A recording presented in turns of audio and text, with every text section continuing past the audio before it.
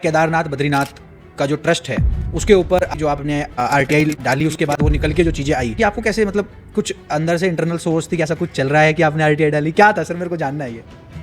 देखिए, सोर्सेज के बारे में तो क्या बताना, जो भी है ठीक है। पर जो भी इंफॉर्मेशन मिली है उसके आधार पे हमने जो हमने ये निकाली है। इसके अलावा और भी चीजें आई। तो जो श्रद्धालुओं का पैसा है, श्रद्धालु वहाँ पर पैसा देते हैं, वो व्यवस्था बनाने के लिए दी जाती है, मंदिर की प्रशासन की व्यवस्था बनाई जाए। जो लोग 12-12 14-14 घंटे उन मंदिरों की लाइनों में खड़े हैं उनके लिए व्यवस्था होनी चाहिए थी। सर वो पैसा इस तरीके से उड़ाया जा रहा है, अय्याशियाँ करी जा रही है, क्या कहेंगे सर? बद्रीनाथ केदारनाथ समिति के अंतर्गत 47 मंदिर आते हैं, तो उन मंदिरों की रख रखाव में ये सारा पैसा यूज होना है। पर इसके विपरीत जाके ये पैसा विशिष्ट अतिथि जो आ रहे हैं उन पे यूज हो रहा है, उनके रहने में।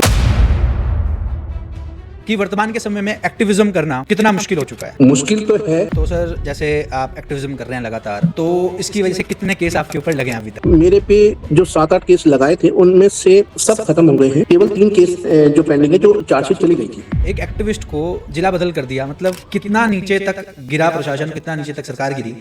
अपने ईमानदारी से जो लड़ाई लड़ रहे हैं तो कष्ट तो थोड़ा झेलना पड़ेगा।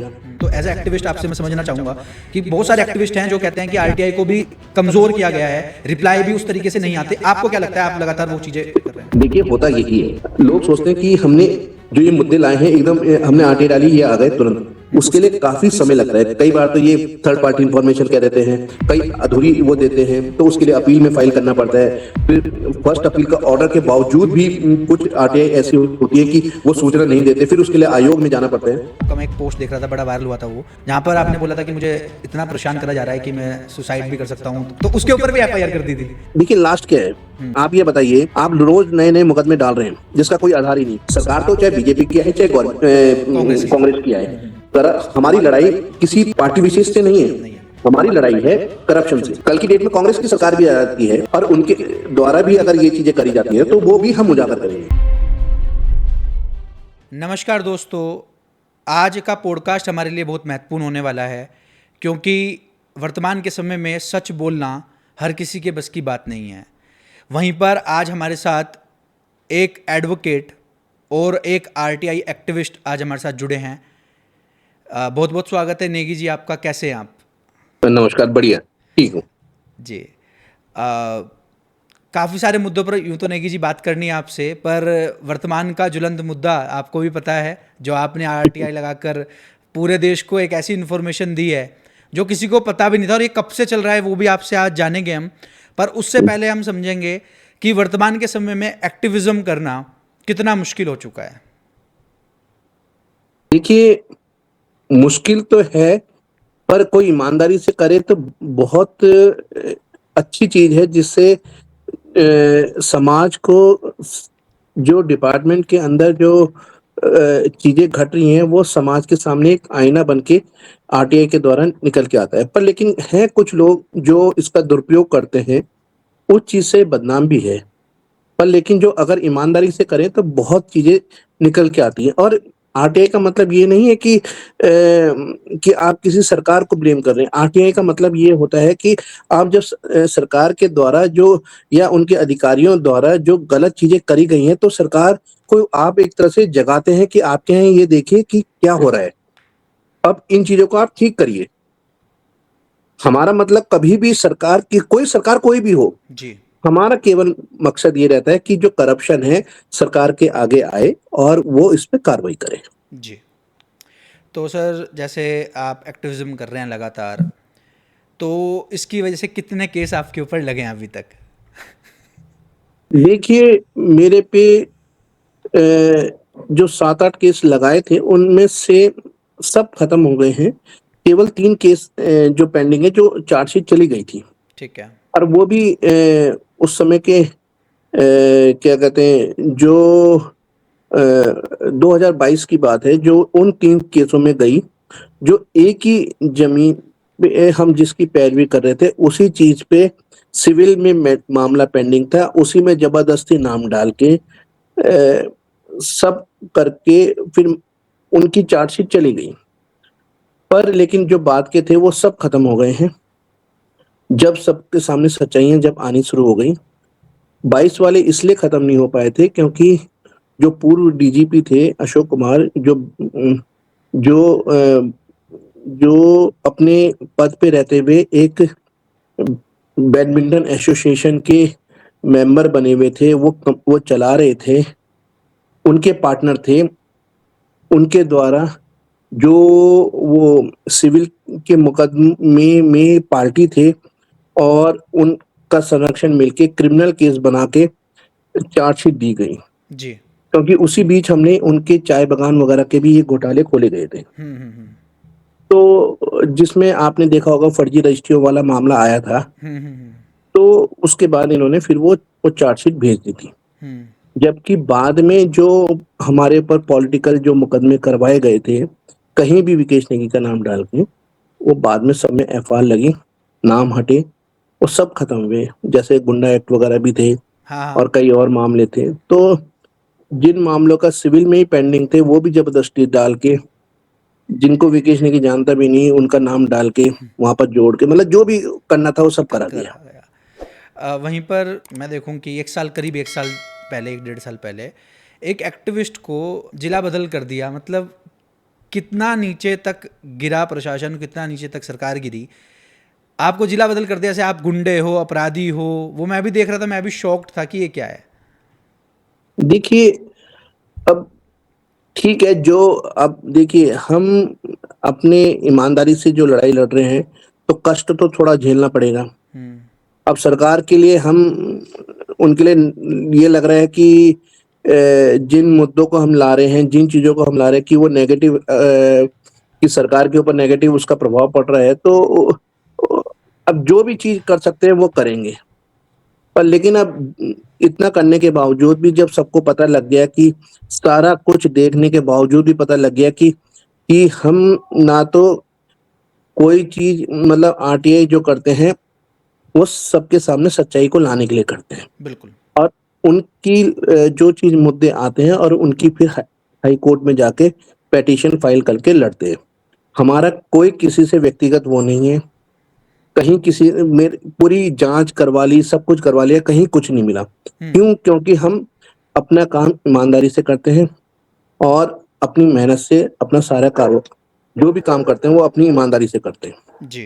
वो सबके सामने नज़र आ गया है। जी, वहीं पर मैं पूछना चाहूँगा कि जब आपको देहरादून से शायद देहरादून से आपको निकाला गया, जिला बदल करा गया, ढोल नगाड़े बजाकर, वटेवर जो भी प्रोसेस था, तो क्या कारण रहे, क्या ऐसी चीज़ आपने उजागर कर दी थी जिसकी वजह से जो वहाँ का प्रशासन था, वहाँ के जो डीएम साहब थे, उन्होंने सबसे पहले आपको टारगेट किया कि भाई इसको निकालो यहाँ से, ये बड़ी दिक्कत क्रिएट कर रहा है। देखिए उस समय जब हमने पूर्व मेयर गामा का मामला खोला, हम्म। फिर हमने गणेश जोशी कैबिनेट मिनिस्टर का मामला खोला, फिर सैन्य धाम का मामला खोला। उसी समय जो तत्कालीन डीएम थी, उनके द्वारा जो आईएएस कॉलोनी वाली जो पौंदा वाली जमीन का मामला खोला, जहां इनके हस्बैंड ने ले रखी थी, राइट। जो ले नहीं सकते थे फॉरेस्ट नियम के लैंड। विरुद्ध। फॉरेस्ट लैंड ना। और फॉरेस्ट भी थी, फिर उसमें एससी की लैंड भी थी, ओके। शेड्यूल कास्ट लैंड भी थी। उसमें सब बिना अनुमति के वो सारा मामला खोला था। तो उसमें उसके बाद खुद जो डीएम जो तत्कालीन डीएम थी, उनके हस्बैंड द्वारा, उनके देवर द्वारा वो सब लिया गया था जमीनें। तो वो सब मामले खोले गए थे। तो उसके बाद इन्होंने वो उसकी कार्रवाई करी। कार्रवाई और वो करी। आज भी अगर जांच करें तो वो आज भी रिकॉर्ड सारा मौजूद है।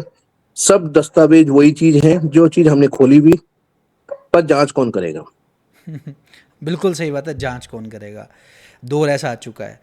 तो वहीं पर जैसे आपने काफ़ी सारे, मैंने पॉडकास्ट आपके देखे कल से अभी तक, और मैंने बहुत कुछ, हमारी टीम ने रिसर्च करा, मैंने खुद भी बहुत कुछ देखा।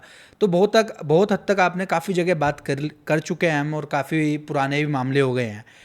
तो हम सीधा नए मामले पर आते हैं, जो आपने अभी 1 डेढ़ हफ्ते पहले ही ये मामला उठाया है। वो है केदारनाथ बद्रीनाथ का जो ट्रस्ट है, उसके ऊपर आपकी जो आपने आरटीआई डाली, उसके बाद वो निकल के जो चीज़ें आई, वो भी मैं पढ़ रहा था, वो भी जो आपने डाली हुई वो चीज़ें देख रहा था। तो मतलब सबसे पहले मेरा यहीं पर सवाल है कि आपको कैसे, मतलब कुछ अंदर से इंटरनल सोर्स थी कि ऐसा कुछ चल रहा है कि आपने आरटीआई डाली, क्या था सर, मेरे को जानना है ये। देखिए, सोर्सेस के बारे में तो क्या बताना, जो भी है। ठीक है। पर जो भी इंफॉर्मेशन मिली है उसके आधार पे हमने ये नहीं कि आरटीआई केवल जो हमने ये निकाली है, इसके अलावा और भी चीजें आई हैं। हम्म इसमें इनकी लैंड का भी आया है, जो बद्रीनाथ केदारनाथ समिति की जो भूमि है हम्म उसका भी आया है। फिर दूसरा जो मेंबर्स के ऊपर जो दान का पैसा खर्च किया गया है वो आया है। और जो 11 लाख रुपए जो पंडित पुरोहितों को दिए गए वो आया है। वो भी आया। फिर उपाध्यक्ष जो थे उनके द्वारा चतुर्थ श्रेणी में अपनी वाइफ को लगाया गया है, वो भी आया है। इसके अलावा और भी कुछ आ रखा है और कई चीजें अभी आगे पेंडिंग है। तो जैसे सब जगह कहीं डिस्कस होता है, कहीं कुछ होता है, कहीं कहीं से इंफॉर्मेशन मिलती रहती है, तो उस आधार पे और कई लोग हम हमारे पास आके संपर्क भी करते हैं और वो बताते हैं। तो जब हम मामले की गंभीरता को देखते हैं उसके बाद जब उसमें आरटीआई डालते हैं तब ये चीजें सामने आती हैं। ठीक है।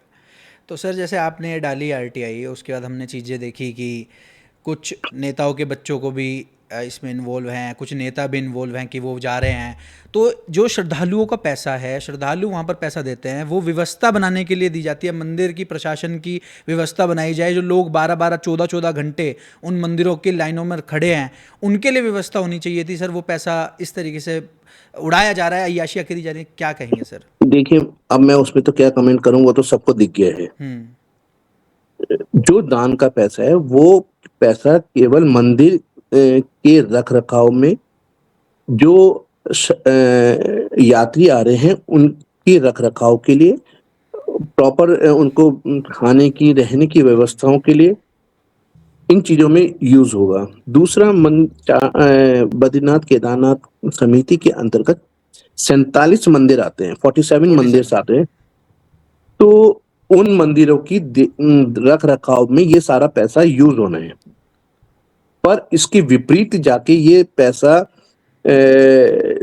जो अतिथि लोग हैं उन विशिष्ट अतिथि जो आ रहे हैं अ, उन पे यूज हो रहा है, उनके रहने में, आने में। हम्म पर हमने किसी का नाम नहीं लिया है। हमने ये कहा है कि दान का पैसा इन लोगों के रहने के लिए, आने के लिए यूज किया गया है। उसकी और उसी चीज की मोहर उन लोगों द्वारा लगा दी गई है, क्योंकि उनके द्वारा कहा गया है कि हमने अपना बिल पेमेंट करा है। पेमेंट करा है, कहा है उन्होंने। अगर उन्होंने बिल पेमेंट करा है तो हमारी बात को और पुख्ता उन्होंने कर दिया है हम्म कि मंदिर समिति में या तो फर्जी बिल और होटल मालिक मिलके कर रहे हैं। कर रहे हैं। तो हमने जो चीज सामने लेके आए वो बात उन लोगों के स्टेटमेंट के बाद पुख्ता हो चुकी है। या तो उनकी पेमेंट वो करी जा रही है, या फिर मंदिर समिति में जो लोग हैं वो वहाँ पे घपलेबाजी कर रहे हैं, दूसरा तो और कुछ है ही नहीं। तो हम भी तो वही चीज तो कह रहे हैं, और जी। उस चीज पे मोहर खुद उन लोगों ने जो स्टेटमेंट दिया है, जिन लोगों के नाम है और जिन्होंने स्टेटमेंट दिया है, उनके द्वारा इससे सारी चीजें पुख्ता हो गई हैं। जी। वहीं पर सर हम देखें कि जैसे मैं और भी चीज़ें देख रहा था आपकी, और पहले तो ये बताइए कि जो आरटीआई का जो राइट टू हमारे पास एक अधिकार हुआ करता था, क्या उसकी वो शक्ति बची है? जैसे मैं बीते समय में काफ़ी कुछ पढ़ रहा था और काफ़ी कुछ मैंने लोगों के व्यूज़ जाने, तो एज ए एक्टिविस्ट आपसे मैं समझना चाहूँगा कि बहुत सारे एक्टिविस्ट हैं जो कहते हैं कि आरटीआई को भी कमज़ोर किया गया है, रिप्लाई भी उस तरीके से नहीं आते। आपको क्या लगता है, आप लगातार वो चीज़ें कर रहे हैं? देखिए, होता यही है जी। एक्चुअल। लोग सोचते हैं कि हमने जो ये मुद्दे लाए हैं एकदम हमने आटे डाली ये आ गए तुरंत। उसके लिए काफी समय लगता है। कई बार तो ये थर्ड पार्टी इंफॉर्मेशन कह देते हैं, कई अधूरी वो देते हैं, तो उसके लिए अपील में फाइल करना पड़ता है। फिर फर्स्ट अपील का ऑर्डर के बावजूद भी कुछ आरटीआई ऐसी होती है कि वो सूचना नहीं देते, फिर उसके लिए आयोग में जाना पड़ता है। हर चीज का प्रॉपर तरीके से चैनल के हिसाब से चला जाता है। हम्म अब पहले चैनल पे आपको नहीं मिली, अगर वहां मिल गई तो वेल एंड गुड। फिर उसके बाद फर्स्ट अपील होती है, ठीक फिर है। सेकंड अपील सेकंड होती है। अपील। कई बार अभी हमने एक आरटीआई मांगे तो उन्होंने कहा आप मुआयना करके जो जो चीज चाहिए आप उनसे ले लीजिए, ऑर्डर में हुआ है। हमने वही चीज मांगी दोबारा कि ये चीज हमें प्रोवाइड करा दीजिए, हमने मौका मुआयना कर लिया और आप इनको दे दीजिए। हम्म तो उस पे भी दोबारा वो लिख के दे रहे थर्ड पार्टी इंफॉर्मेशन। तो कुछ चीजें ऐसी होती हैं कि भाई ये पता होता है डिपार्टमेंट के अंदर इतना बड़ा करप्शन और फर्जीवाड़ा चला आ रहा है, उसको कितना भी मतलब अपने लेवल तक वो जितना कोशिश कर सकते हैं दबा के रखते हैं।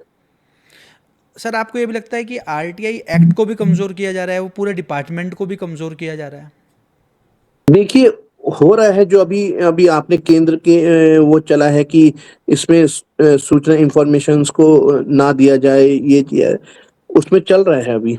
बजट भी कम तो करा है आरटीआई, आरटीआई हाँ, पूरे डिपार्टमेंट वो का। तो वो तो उस बजट तो उसके लिए, अब बजट तो अब ये डिपार्टमेंट का अपने जो भी गवर्नमेंट जो सेंट्रल। करना चाहे वो उसका है। हम्म पर कितना बजट देती है उसमें हमने कभी गए नहीं, क्या किसको क्या हम्म मिलता हम्म है। हम्म। वहीं पर सर जैसे अभी राइट नाउ आप मतलब जैसे आपको जिला बदल कर दिया गया था, हमने देखा काफ़ी दिन हो गए, तो ये पूरा मामला अब सेटल डाउन हो गया, अब आप जा सकते हैं मतलब नहीं नहीं, वापस? ये तो उसी समय खत्म हो गया था, वो तो अच्छा। कमिश्नर साहब ने उसको खारिज कर दिया था। अच्छा, वो खारिज तो कर दिया था। हाँ, वो तो 1 महीने के अंदर खत्म हो गया था वो तो मामला। ठीक है। वहीं पर सर हमने एक चीज़ और देखी, आपने मतलब आपका मैं एक पोस्ट देख रहा था, बड़ा वायरल हुआ था वो, जहाँ पर आपने बोला था कि मुझे इतना परेशान करा जा रहा है कि मैं सुसाइड भी कर सकता हूँ, तो उसके ऊपर भी एफआईआर कर दी थी, मैं गलत तो देखिए, नहीं हूँ तो? वो अब आदमी, अब देखिए लास्ट क्या है। हम्म आदमी को आप कितना भी परेशान करेंगे, एक हद तक तो कभी कभार टूट जाता है, पर क्या करें, वो कुछ हिम्मत ऐसी होती है जो ऊपर वाले ने दी।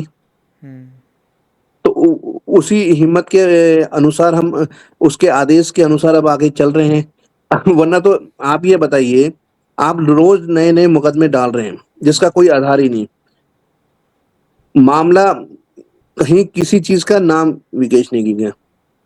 तो आदमी एक बार को ये हो जाता है। पर देखिए, जब आपके साथ भगवान होता है ना साथ, तो हिम्मत वही देता है। जी। कोशिश तो कई बहुत कुछ करी थी, और कुछ कई बार हम टूट भी गए थे, पर लेकिन हिम्मत ऊपर वाले ने दी हम्म है ना। और कुछ चीजें ऐसी होती है कि परिवार का सपोर्ट भी मिल जाता है, ऊपर वाले का सपोर्ट मिलता है, तो हौसला बना रहता है। जी। तो वर्तमान में क्या उत्तराखंड की स्थिति है अगर हम जानें, क्योंकि आप एक्टिविस्ट भी हैं और चीज़ें देख भी रहे हैं, कि उत्तराखंड में तो मतलब बड़ी बड़ी बातें होती है, मैं देखता हूँ कुछ पोस्ट चलती हैं और बड़ी बड़ी चीज़ें होती हैं कि जीरो करप्शन, जीरो टॉलरेंस और बहुत कुछ सब चंगा सी है। क्या देख पा रहे हैं आप, क्या चल रहा है देखिए, उत्तराखंड में? जीरो करप्शन की अगर आप बात करें, हम्म तो हमने इतने मुद्दे खोले हैं, अभी तक उनमें क्या कार्रवाई हुई, वो आप खुद ही देख लीजिए। समिति बन जाती किसी है 4 लोगों की। समिति बन जाती है, उसे आप देखिए, अगर जो करप्शन की बात करें, हम्म विजिलेंस में अगर आप कोई भी कंप्लेन करते हैं, तो हम्म आप 1000 2000 वाले को ट्रैप कर लेते हैं। आप किसी में पीसी एक्ट में आप जब किसी भी उसके अधिकारी की कर्मचारी की कंप्लेन करते हैं, हम्म अब सवाल ये है, आप डॉक्यूमेंट्री पूरा वो दे रहे हैं, और उसमें शासन से अनुमति का कहाँ प्रोविजन है? कोई भी प्रोविजन नहीं है। हम्म पर लेकिन उस चीज को घुमाने के लिए हम्म कि हमें अनुमति की जरूरत है, जबकि सुप्रीम कोर्ट ने खुद कह रखा है कि कॉन्ग्रेवेंस ऑफेंस में आपको अनुमति लेने की कोई जरूरत नहीं जरूरत है। नहीं है। और दूसरी चीज, आप तुरंत उसमें मुकदमा करेंगे। हम्म। और पीसी एक्ट में जहां आपका चेन बनती है, आपने तत्काल उस पर मुकदमा करना होता है। तो ये आज तक नहीं हो रहा है, और 1000 रुपए में ट्रैप कर दिया, 2000 में पकड़ लिया, हम्म उसका वो कहते हैं कि विजिलेंस इतना बड़ा भ्रष्टाचार हमने वो कर दिया। दूसरा, हमने सैन्य धाम का निकाला था, हम्म। जिसमें जो टेंडर ही हुआ था 49 करोड़ का, और वो जी 99 करोड़ में पहुंच गया। उसकी डीपीआर अगर जिस दिन बनी थी, जी। वो 99 करोड़ की थी, और वो सॉरी 49 करोड़ की 49। थी, और वो 99 करोड़ में पहुंच गया। 99। तो करप्शन, आपको एडवांस पेमेंट आप दे नहीं सकते, 35 करोड़ की एडवांस पेमेंट है। तो बहुत कुछ है, अब इसमें क्या बोल सकते हैं। देखिए, हमारा काम है उजागर करना, जी। और ज्यादा से ज्यादा कई मामलों को लेके हाई कोर्ट मूव करना। हम्म बाकी रही बात उसकी जांच करने का काम, या उसमें इन्वेस्टिगेशन वगैरह, ये सरकार का काम होता है। और अब सरकार करती है तो अच्छी बात है, उसकी छवि सुधरेगी। और नहीं करती तो फिर जैसा चल रहा वैसे चलता ही रहेगा। जी। सर मेरे को आपको पूछना है कि आज की जो स्थिति है देश में, जिस तरीके से ईडी, सीबीआई और अन्य एजेंसीज सेंटर में काम करती है, बड़े बड़े नेता जो स्टूडेंट की बात करते थे, बड़े बड़े पॉलिटिशियंस, बहुत फॉलोअर्स वाले पॉलिटिशियंस भी आज भाजपा में ज्वाइन हो गए हैं, पार्टी बदल दे रहे हैं। वहीं पर एक्टिविज्म करना कितना मुश्किल हो गया है पहले के मुकाबले, क्योंकि आप तो काफ़ी दिनों से कर रहे हैं। देखिए, मुश्किल तो है ही। जब आप, होता क्या है, कहते हैं कि आप सरकार के खिलाफ मांग रहे हैं या आप, देखिए हमारा सरकार से कोई लेना देना नहीं है। जो वर्तमान गवर्नमेंट है या कोई भी हो, हम्म। भाई मांगा तो उसी से जाएगा। बिल्कुल। और दूसरी चीज, मैं ये तो नहीं है कि भाई अब हो सकता है कुछ मामले ऐसे होते हैं जो पिछली गवर्नमेंट ने करा हो और वो मामला निकालना हो, तो उसमें दोनों ही, चाहे वर्तमान गवर्नमेंट का भी मामला हो, चाहे विपक्ष का भी, पूर्व की गवर्नमेंट का भी मामला हो, तो जब आरटीआई पड़ती है उसमें ये नहीं देखा जाता कि आप कौन सी सरकार की उसमें वो ले रहे हैं। हम्म। पर सवाल ये हो जाता है, अधिकतर चीजें ये होती हैं जो आप प्रेजेंट में ज्यादा चीजें मांगते हैं, तो सरकार को ये लगता है कि हमारे खिलाफ मांग रहे हैं। हम्म। ऐसा, देखिए हम सरकार तो चाहे बीजेपी की है चाहे जी, कांग्रेस की। कांग्रेस की है, हम्म। कर हमारी लड़ाई किसी पार्टी विशेष से नहीं है। नहीं है। हमारी लड़ाई है करप्शन से। करप्शन से।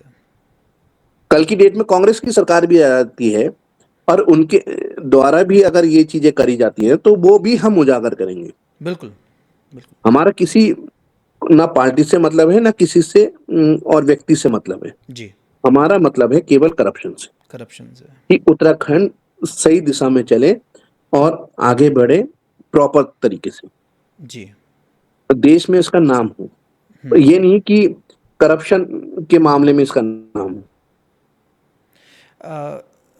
मैं दोबारा उसी पर आऊँगा, जैसे आपने काफ़ी हद तक एक्सप्लेन कर दिया कि एक्टिविज़्म मुश्किल तो हुआ है कंपेयर टू पहले से। वहीं पर मैं एक चीज़ पूछूंगा कि डर भी रहता है एक एक्टिविस्ट को, जैसे आप एक्टिविस्ट हो, डर भी रहता है फर्जी मुकदमे और धमकियाँ, क्योंकि आप इतने बड़े बड़े मुद्दे जो उठा रहे हैं, जो चीज़ें आप लगातार करते आए हैं, उसमें तो बड़े बड़े नेता, बड़े बड़े पॉलिटिशियन एंड अफसरशाही सब लोग इन्वॉल्व हैं, और आप इन सब चीज़ों से भी थोड़ा भय होता होगा एक आम एक्टिविस्ट। देखिए, भय तो होता है, पर सवाल ये होता है कि भय भय अगर आपने अपने अंदर पाल लिया तो आप फिर ये लड़ाई नहीं लड़ सकते। आपको भय से अलग हटके ही ये लड़ाई लड़ी जाती है।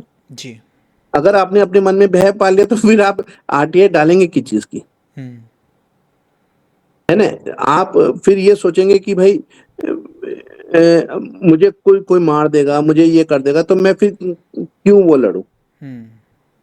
देखिए, जब अगर किसी की आनी होगी, हम्म। तो जब इंदिरा गांधी के साथ भी तो सिक्योरिटी थी। थी, बिल्कुल। जब उनकी अगर भगवान ने मौत लिखी है तो कभी भी उस समय भी आ गई, और नहीं लिखी है तो कोई कुछ कर ले, नहीं कुछ कर सकता जब जी। तक ऊपर वाला नहीं चाहता।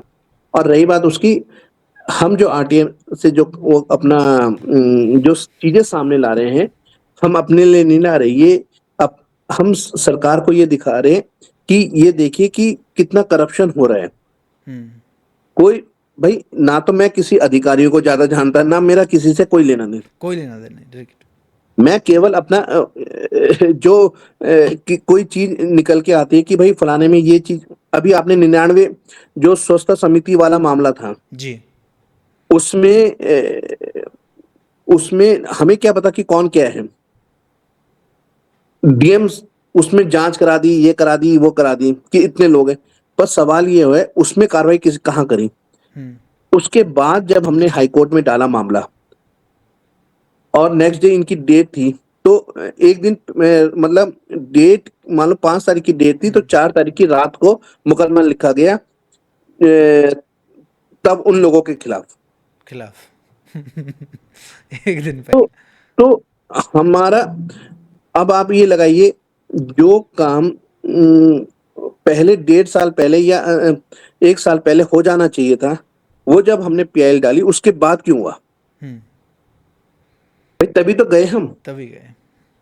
जब हमने आरटीआई में जब ये सारी चीजें निकाली, उसके बाद हमने शिकायत करी, हमने सारा कुछ वो करा, जब नहीं हुआ तो फिर हमने तब माननीय न्यायालय का रुख करा, जी, और जब माननीय न्यायालय ने पूछा तो तुरंत मुकदमा हो गया। तो ये चीज 1.5 साल तक क्यों दबा के रखी? बिल्कुल, बिल्कुल। वहीं पर मैं जैसे ये केदारनाथ वाला मैटर हुआ, मैं पढ़ रहा था इस बारे में, तो सरकार ने जैसी वो चीज़ें बाहर आई और कुछ न्यूज़ एजेंसीज़ ने उठाया, बड़े बड़े न्यूज़ एजेंसीज़ ने इस चीज़ को पिक करा और इंस्टाग्राम और सोशल मीडिया पर तो बवाल ही मच गया। वहीं पर 4 बंदों की एक समिति बनाई है और कार्रवाई करने का आश्वासन दिया है, तो आप कैसे देखते हैं इसको? देखिए, ये केवल लीपापोती है। एक जी, जूनियर बाबू अपने क्या अधिकारी की जांच कर लेगा? हमने ये मांग करी थी सरकार से कि इसकी किसी स्वतंत्र एजेंसी से जांच की जाए। सीबीआई इन्वॉल्व हो, ये बड़ा मुद्दा तो है। जो भी हैं, हुँ, जो भी हैं, सीबीआई नहीं, मतलब कोई भी स्वतंत्र, जो मतलब अब ये नहीं कि आपने कमेटी बना दी, उन्हीं बाबुओं की, उन्हीं लोगों की वो जांच कर रही है, वो नहीं। स्वतंत्र, जो उसके, या तो स्वतंत्र किसी न्यायाधीश की अध्यक्षता में, या किसी इंडिविजुअल एजेंसी से, या कोई एसआईटी गठित हो, उसके द्वारा ये जांच की जाए। जी, भाई बाबू, आप ये बताइए, एक क्लर्क लेवल का आदमी एक अध्यक्ष की जांच कर लेगा? नहीं हो सकती। नहीं हो सकता। ठीक है ना? तो इसीलिए हमने ये सरकार से मांग करी थी कि किसी स्वतंत्र एजेंसी से, या मतलब किसी से भी इसकी जांच कराई जाए। हुँ। तो लगता है कि आपको मतलब अब तो वो 4 लोग बिठा दिए हैं, वो क्या रिपोर्ट दायर करेंगे उस पे भी नज़र रहेगी सर आपकी? देखिए, अभी 20 दिन का टाइम है, जब वो आएगी तब उसके बाद हम फिर आरटीआई मांगे लेंगे, उसमें उसकी क्या अपडेट हुआ है, अब फिर उसके बाद आगे का प्रोसीजर स्टार्ट करेंगे।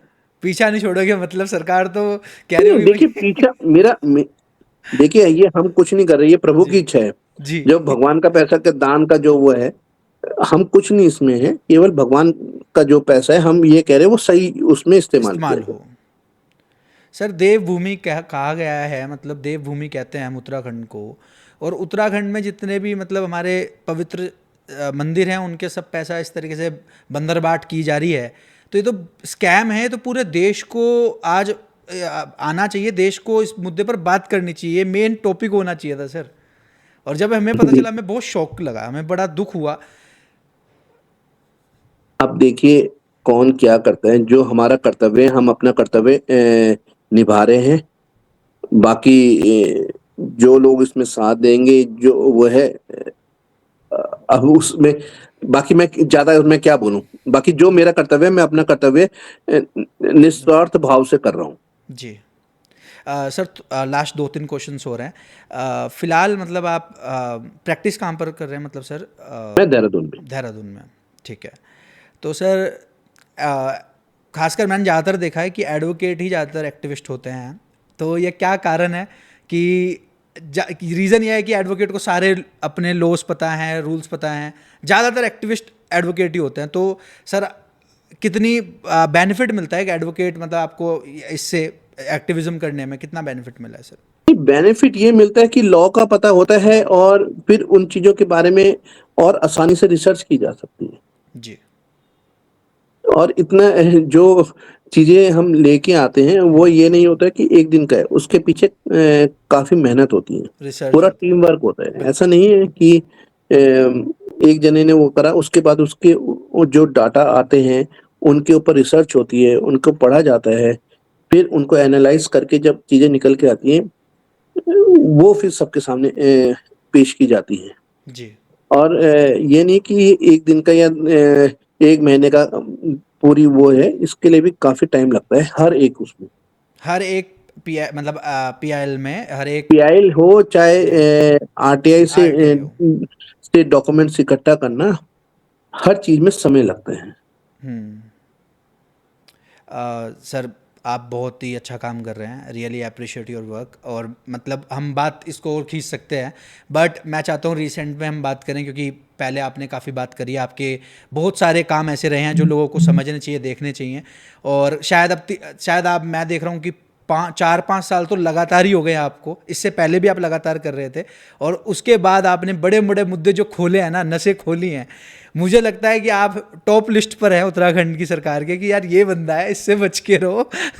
नहीं नहीं, देखिए मैं कुछ वो नहीं, मैं तो देखो एक चीज बताइए ना, चीजें हैं तो वही चीज। मैं तो अब जो चीज सामने आती है उसके ऊपर फिर बारीक रिसर्च शुरू हो जाती है, बस इतना है। मैं कोई भी मामला हो, जब तक उसकी पूरी जड़ तक उसकी रिसर्च ना कर लूं, जी। फिर मुझे चैन नहीं आता। बस दिक्कत हमारे साथ एक चीज यही है, अगर हमने कोई मुद्दा लिया है और उसकी पूरी बारीक रिसर्च ना कर ली।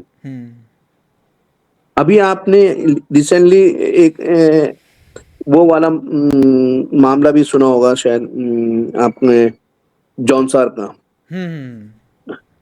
तो बेसिकली कल तक हमें भी यही था कि वहां उत्तराखंड में वो क्षेत्र एसटी क्षेत्र है, पर उत्तराखंड में कोई भी एसटी क्षेत्र है ही नहीं। है ही नहीं। और उसका कितना बड़ा बेनिफिट और कितना बड़ा करप्शन का वो मामला है, जो चीज निकल के आई है, उसमें एक खाली आप जॉनसार मत गिनिएगा, वो बहुत बड़ा स्कैन चीजें उसमें चीजें निकल के आई हैं। केवल वहीं तक नहीं है, वो और भी बहुत बड़ा मामला है। तो उसकी जब हमने बारीक स्टडी करी, तब जाके हमें पता चला कि असल चीज है क्या। तो ऐसा नहीं है कि एक आरटीआई डालने से आपको कुछ चीज वो हो जाती है, उसके ऊपर फिर गहन अध्ययन किया जाता है कि, और उसके बारीक से बारीक जो डाटा इकट्ठा करना है उसके पैरेलल भी, उसमें भी बड़ी मेहनत लगती है। जी। और फिर जब उस चीज को एक शीशे की तरह सामने प्रस्तुत किया जाता है, तो आदमी ये सोचता है कि भाई एकदम इन्होंने ये कर लिया होगा, अभी कुछ दिन में ये कर देगा, पर उसके पीछे की जो मेहनत है और पूरा जो टीम वर्क चलता टीम है, वर्क है। वो कोई नहीं देखता। वो नहीं, कोई नहीं देखता। नहीं, लोगों को ये लगता है कि बस आरटीआई लगा दी होगी, बट आरटीआई लगाने में पूरा प्रोसेस समझने में कि भाई किस चीज़ पे आरटीआई लगाऊं, क्या क्वेश्चंस पूछूं जिसका मुझे जो आंसर सही मिले, ये एक मैं सबसे बड़ा वही तो मुद्दा है। आपसे कह रहा हूँ, ये बेस से लेके और आगे तक के लिए पूरी उसके बारे में स्टडी की स्टडी जाती की है। जाती है। आप मुद्दा मान लो, एक छोटे से मुद्दे को आपने अगर कुछ लिया है, फिर उसके बाद जो चीजें निकल के आती हैं, फिर उनसे और चीजें निकल के आती हैं, जी। तो बहुत फिर डीपली उसमें फिर जाना पड़ता है। ये नहीं कि हवा हवा में ऊपर ही ऊपर वो हो जाता है। जी। अब हम इस चर्चा को, इस पॉडकास्ट को एंड करते हैं, और आपको ये बोल के कि सर, इस मतलब अब जो आप कर रहे हैं, इस रियली अप्रिशिएट योर वर्क।